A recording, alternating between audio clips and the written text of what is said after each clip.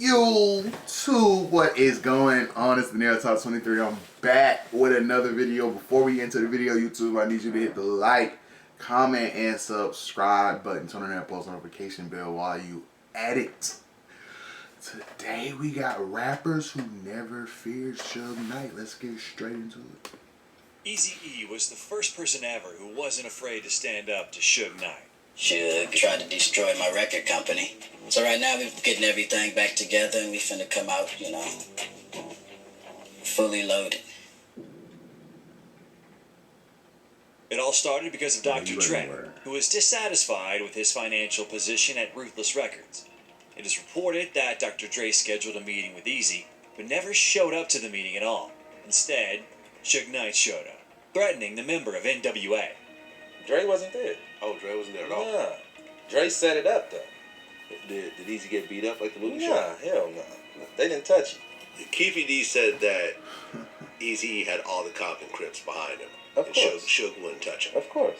You're gonna sign me releasing Dre and DOC from Ruthless. And Eric was, if he walked between my legs, excuse my French, people probably think he was my penis. I gotta kill this motherfucker, Suge Knight. No, you're not gonna do that. Jerry Heller talked him out of the idea, but he later said he regretted not letting him go on with it. I should have let him kill him. Yeah. You know, I would have done the world a favor. He would have done it for sure. BG Knockout recounted the story of how he met Suge Knight at the Billboard ceremony. I see Suge kind of trying to press Eazy. So me and my brother jumped up, ran up there, like, what's happening? Suge was like, yeah, outside. We gonna see what's happening outside. They came back to the hood. They brought straps for everybody. So we went outside. Everybody was strapped up. So we got outside. We like, Suge, what's happening? Like, he's like, man, I ain't tripping on that shit. It's like, all right.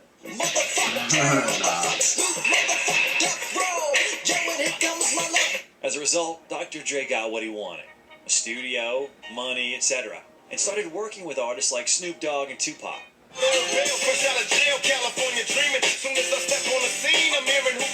To an extent, Pac's arrival at Death Row influenced Dr. Dre's decision to leave the label because they had different creative approaches. Pac wanted to spit out track after track, yet Dr. Dre is a perfectionist in this regard. Aside from that, Dre didn't like the environment at Death Row, which was quite tense at the time, as was shown in the movie. And y'all ain't here acting like y'all on motherfucking vacation. I got Pac in the next motherfucking room. Grinding, man. Working. Dr. Dre made the decision to leave Death Row, and since he didn't want any conflicts, he agreed to leave with empty pockets and create his own label called Aftermath. I said, Jim, well, you want him. And the rest was history. But he has to leave with the show on his back. At the end of the day, everybody knows Dre's a hump. One particular story was recounted in the documentary The Death Row Chronicles. Dre took those masters with him, and Suge was really pissed off. Suge tried to intimidate the producer, but nothing came of it. Suge Knight was angered by the success of Aftermath. When Dre was at the height of what he was doing at Aftermath, he just really was so focused on, you know, fuck him. But later, another reason became known as to why Dre decided to leave. As Dre said in an interview, if you get scammed once, it's their fault. If you get scammed a second time, it's your fault. Nearly 2 decades later, Dre filed a lawsuit against his former label, alleging that they owed him over $3 million in unpaid royalties. Legal documents alluded that Dre believed there to be a discrepancy in the payments he received from Death Row Records, and that they'd yet to honor a bonus from records sold while the label was in bankruptcy. Now, let's move on to Snoop Dogg. The beef between Pac and Biggie was in full swing. Tupac and Suge didn't like that Snoop was still hanging out with the guys from Bad Boy Records. Snoop recounted how they were once on a flight and no one spoke to him. Having conversations and doing all kinds of things, saying nothing to me. Pop, you going to Vegas to the fight? I said, Then came the day that changed everything for Tupac and for Death Row as well. Tupac was killed and Snoop fell deep into depression, not knowing what would happen next. He did, however, understand that this shit needed to end. Generally speaking, he was just advocating for peace. In 1996, Knight was in jail for violating his parole during a shooting in Las Vegas. Snoop wanted to end the conflict with Bad Boy Records and wanted to ask Suge what he thought about it. Fuck the bitch ass niggas. That's the word I got back. So it made me feel like fucked up because it's like, you see me trying to reach out and show love, and this the message that you send. After that, Snoop had to hire security to protect him from Suge, as he was trying to kill him. He wanted action when I was in the blind, when I didn't have no help. When I didn't have no team. Right. And when he could stack a team. Was working against the devil. And through the grace of God, Master P called Suge and tried to solve the issue, saying that he wasn't afraid. What you want for Snoop? Because everybody else was scared of that nigga. Right. Everybody, that's when Suge Knight was the monster, the boogeyman. Suge responded, saying that it's not about that. Suge ain't give a it's about respect. But if you want to talk about business, we will talk about business. Master P gave millions to Suge to release Snoop Dogg, who ultimately became a member of the No Limit label from his contract. Master P became Snoop's Superman, as he not only saved his career, but also his life. Next, Snoop Dogg released a track in which he dissed his former producer. This nigga's a bitch like his wife. Suge Knight's a bitch, and that's on my life. After Suge got out of prison, he called Master P to meet up. Oh, he say Cal ain't big enough for me, him, and Puffy. Well, I say, when you moving? Because I just bought a house. Master P was definitely not afraid of Suge Knight, but Snoop Dogg was having mixed feelings about the conflict.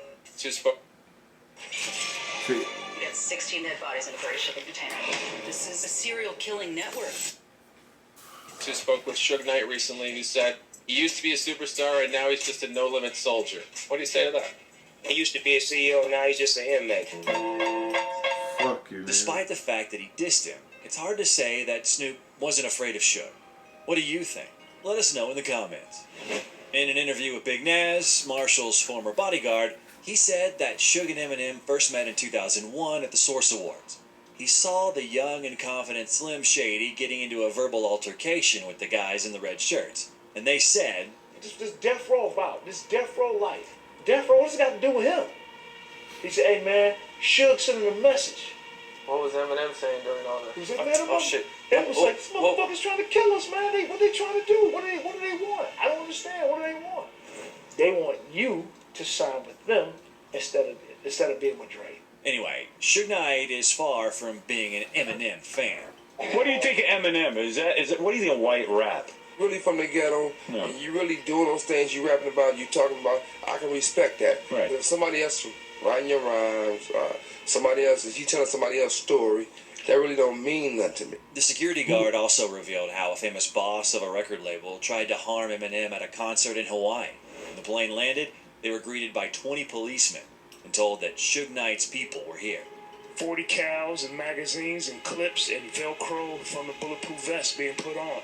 So you go from vacation mode to beast mode. It went from vacation mode to beast mode real quick, man. Vacation was over at that point. Yep, you gotta protect yourself, man. And later, when 50 Cent was filming the music video for the In the Club banger, Suge Knight burst into the video shoot.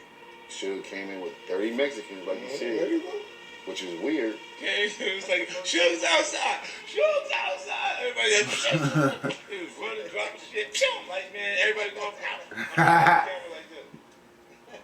50 was like, what's up, man? What you want to do? Bang him.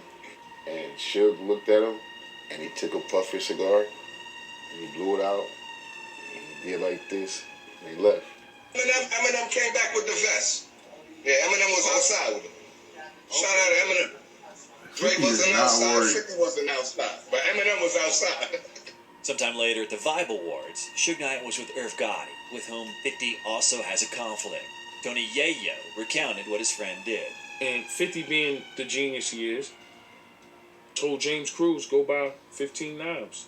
In 2004, The Game and Suge Knight clashed. As The Game recalls the incident, I've been face-to-face with Suge with guns drawn on both sides, said the Born to Rap artist on Power 106 FM in Los Angeles. Suge rolled up on me one time after the Vibe Awards after party with like 60 gangsters. He wanted to press for something I said in my song about him, which I said it because I'm from Compton. I'm really from Compton, and I felt like Death Row and Suge and that whole era took so many lives that didn't get mentioned in the city. A couple of those was friends and big homies. So I said a few things about Suge that he didn't like, and they rolled up on me. I drew my gun on all of them, and I held my own. And from that day forward, it was nothing but respect with Suge. Has Suge ever gotten punched So in I the got face? So we gotta get that also far happened. for a nigga to Generally respect speaking, you, bro. Suge was representing a producer. His name is Detail, and Suge said that Akon owed Detail money. Akon was like, no, it's not really that black and white. There's more to it. And he explains that Detail was signing Akon. But when Akon signed with Detail, Detail was still working with Ray J. And Ray J was working with Suge. Suge told Akon, since you signed with Detail, you should know that he owes Ray J $25K. Akon called Ray J to make sure this was right. And when it was confirmed, Akon told Ray J that when the next Akon album produced by Detail will be released, all the sales profits will go straight to Ray J until the debt is covered. So Ray J will get his $25K from Akon's sales. Everyone was in on this agreement, Suge included. But like a month later, Suge approached Akon in the club, demanding the money. This obviously weirded out Akon as he reminded Suge of the agreement. Suge agreed again, but he added a new detail. He said, Ray J and I are 50-50 partners. Why don't you just directly pay me from the album sales, and I'll pay Ray J his part? Akon refused. He said, no, I'll pay Ray J because we owe him money, not you. Ray J can pay you your cut of the money, not me. All was cool until like a month later when Suge approached Akon again in a club. He was drunk and asked for the money again. Akon made fun of him and was like, are you broke? Why are you insisting on getting like 12.5? Suge denied being broke, but said that the way things work in this business is that you need fast money. You can't wait so long to be paid your debt. Akon said he'll see what he can do and how he can speed up the process. That following week, I'm throwing this huge party at the W. Yo, Con, we good? I said, yeah, we good, nigga. What y'all want to drink? Whatever, just, you know. He said, no, with that, I'm talking about with the money. I said, God damn, Suge, really? 12,000. Man, we at party, nigga, we party. Akon said that he would not receive money today, but everything would soon be resolved. As a result, Suge told him this. He said something about I have to pay a toll when I come to L.A. and that my mom won't be able to come to L.A. Next, Akon's then manager, Robert Ja Carnes Jr. intervened, telling Suge to calm down and that he would get his money. But if Knight wants to settle this with a fight, then they can do it right now. Suge replied, bastard, I'm not fighting. I'll have your mother and all your family killed. Eventually, one of Suge Knight's homies was about to pull out the gun, but Thomas 2 T's Anderson Jr. knocked him out. Ja hooked off on Suge. And knocked him out. And Suge fell down in slow motion. Yeah. Damn. Ja was charged with 1 count of felony aggravated assault due to the severity of the victim's injuries. Thomas 2 T's Anderson Jr. was arrested on suspicion of assault and disorderly conduct. Finally, Akon confessed Knight actually snitched on Ja and was forced to pay him an undisclosed amount of money to stop Knight from sending Ja to prison. Suge did more than just press charges, Akon said. He did more than sue. He did what everybody's mad at 6ix9ine about. I'm just saying, he did what everybody mad at 6ix9ine about. I had to pay off Suge to drop the charges for Ja because I couldn't see my man going to jail for that shit. Ja had just got out. Let us know in the comments what other rappers you are aware of who are not afraid of Suge Knight. By the way, I recommend you watch this video about him at the end? Bye, everyone. Saying that he snitched? Did they just expose him at the end saying that he snitched? Oh my goodness.